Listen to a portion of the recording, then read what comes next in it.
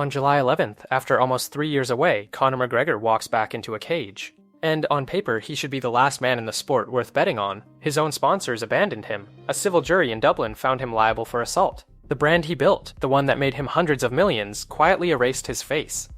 And yet, at the exact moment his personal brand collapsed, the UFC signed the single biggest deal in its history, $7.7 billion, and put Conor McGregor right at the center of it.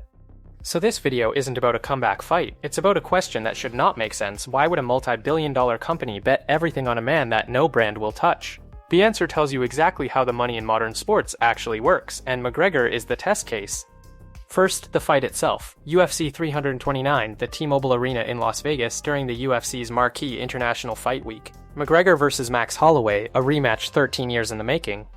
The two first fought back in August of 2013 at featherweight. McGregor won by unanimous decision, but that was a lifetime ago, before the titles, before the Mayweather money, before the whiskey fortune, and before the fall. And Holloway is no stepping stone, he's a former UFC featherweight champion and the holder of the sport's symbolic BMF belt, one of the most beloved durable fighters alive. The UFC didn't hand McGregor an easy return, it built a real event.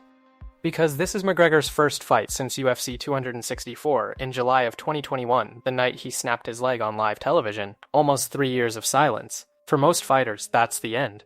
For the UFC's business model, it turned out to be the beginning of something much bigger.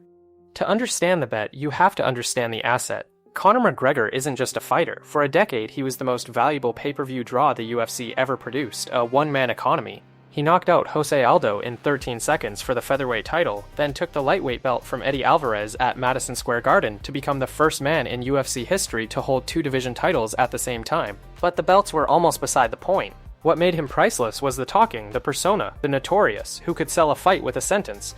His biggest single night wasn't even in the octagon. In 2017, he boxed Floyd Mayweather and walked away with somewhere around $85 to $100 million off an event that sold roughly 4.3 million pay-per-view buys. One fight, generational money. Outside the cage, he did it again. He built a whiskey brand, Proper Number 12, and sold it in 2021 for a fortune, pocketing at least $100 million. By 2026, his net worth sits somewhere between $200 and $250 million, with over $235 million in career fight earnings alone. That is the asset, a man who turns attention into cash like almost no one in sports history. And attention, as you're about to see, is the one thing the UFC's new owners desperately need to buy. But here is the other side of the ledger, the part that should have made him untouchable. In November of 2024, a civil jury in Dublin found Conor McGregor liable for assaulting a woman named Nikita Hand. He was ordered to pay roughly 250,000 euros in damages, plus around 1.3 million in legal costs. The corporate world reacted the way corporate worlds do. Proximo Spirits, the company that bought his whiskey, stopped using his image on Proper Number 12 entirely. The video game studio IO Interactive cut ties. The face that sold the bottle was suddenly a liability the brand couldn't afford. And normally, that is a death sentence for a commercial career. Sponsors are the lifeblood of an athlete's earnings. When they walk, the value walks with them. The endorsements dry up, the brand deals vanish, the market, in effect, votes that you are too toxic to touch. Ask any agent for a modern athlete, off-field income. The logos, the partnerships, the equity deals often dwarfs the prize money. Lose the brands and you lose the bigger half of the business. That is precisely what happened to McGregor's outside income. So by every normal rule of sports business, his stock should have cratered, a fallen star written off, priced to zero. Except the UFC doesn't play by those rules anymore, because in January of 2026, the entire economics of the sport changed overnight, and that change made McGregor more valuable than his sponsors ever did. Here is what changed. For its entire modern history, the UFC ran on pay-per-view. You wanted to see the big fight, you paid roughly $80 for that single night. The star sold the night, the buy count was the scoreboard. Then, in January of 2026, the UFC signed a 7-year, $7.7 billion deal with Paramount. And it did something radical, it killed the pay-per-view, no more $80 nights. The numbered events, including McGregor's return, now come with a Paramount Plus subscription at no extra charge. Read what that actually means for the business. The UFC no longer gets paid per fight. It gets paid by Paramount, a flat, gigantic, guaranteed $7.7 billion. The fans don't buy fights anymore, they buy subscriptions. And that single shift rewrites the value of every fighter on the roster. In the old world, you needed a star to sell a one-night purchase. In the new world, Paramount needs a star to make people subscribe and stay subscribed, month after month. Streaming doesn't run on single sales, it runs on retention. The whole business depends on a tentpole big enough to pull in new subscribers and dramatic enough to keep them from canceling. That's a different kind of asset than a one-night draw. That's an event so big it justifies a monthly bill. Which raises the $7.7 billion question. Paramount just spent a fortune. Now it has to prove that fortune can turn into subscribers. So who do you put in the window to do it? You need the single biggest name the sport has ever produced. You need Conor McGregor. His ruined reputation is a problem for a whiskey company. It is almost irrelevant to a streaming platform that just needs eyeballs to hit subscribe. The scandal that scared off proper number 12 is the exact controversy that makes people tune in.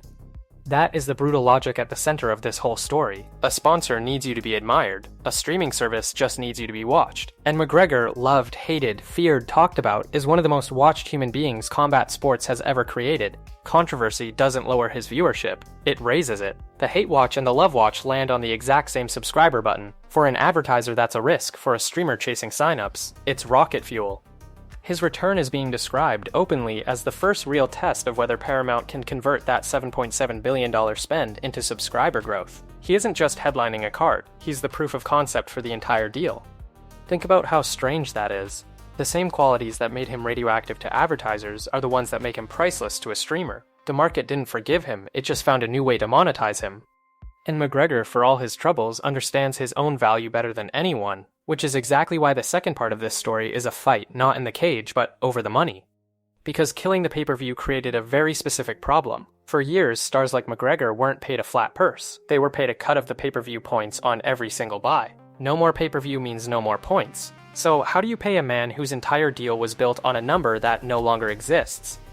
Dana White says there's a formula. The UFC takes the average of a fighter's historical pay-per-view buys and builds an equation from it, a way to translate old PPV power into new streaming-era money. It's been applied to many fighters, not just McGregor. His past buys become his present paycheck. Think about what that means. McGregor is now being paid, in part, for fights that happened years ago. His history is collateral. The bigger your old numbers, the bigger your new check, and nobody's old numbers are bigger than McGregor's. But McGregor isn't satisfied. He has publicly claimed that the $7.7 billion Paramount deal voided his contract entirely and that he's owed a new one. He's argued more than once that the UFC still doesn't pay him what he's truly worth. And here is the leverage no one else has. If McGregor is the proof of concept for the entire Paramount era, if his fight is the test of the whole $7.7 billion bet, then the UFC needs this comeback to succeed almost as badly as he does. That need is his bargaining chip. A normal fighter can be replaced. The face of a $7.7 billion launch cannot. The more the company stakes on his name, the more power his name quietly accumulates, even as the rest of the world backs away from it. So you get a strange standoff, a fighter whose personal brand collapsed, negotiating from a position of enormous strength because the business that owns him bet billions on his name working one more time. And remember, McGregor doesn't actually need the fight money, he's worth over $200 million. He's a part owner of Bare Knuckle Fighting Championship, a promotion now valued around $400 million, headlining its own $25 million World's Baddest Man tournament series, which he hosts. He cashed at least $100 million from the whiskey before the brand ever dropped him. The man has an empire, one that survived even when the sponsors fled. So this was never really about him needing a paycheck. It's about relevance, and about the UFC needing his relevance more than he needs theirs. He's not fighting for the money. He's fighting because he's the most valuable bet in a $7.7 billion experiment.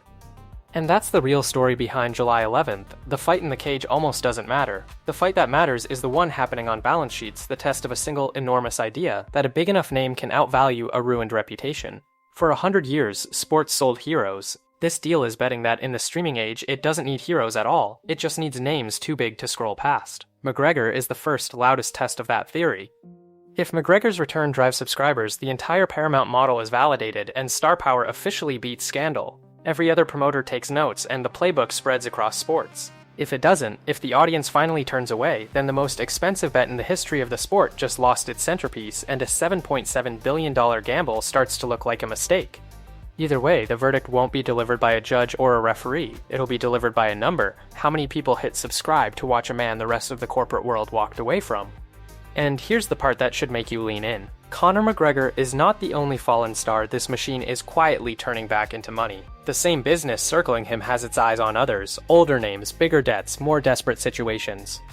One of them made nearly $3 billion in his career and is now broke with the government at his door, his passport on the line. The same promoters, the same playbook, a whole stable of damaged legends, each one worth more wrecked than retired because a scandal, it turns out, is just another way to sell a ticket. That's where this series goes next. Subscribe so you're there when we follow the money to the next fallen champion. Because in the business of modern combat sports, your reputation is optional. Your audience is the only currency that counts.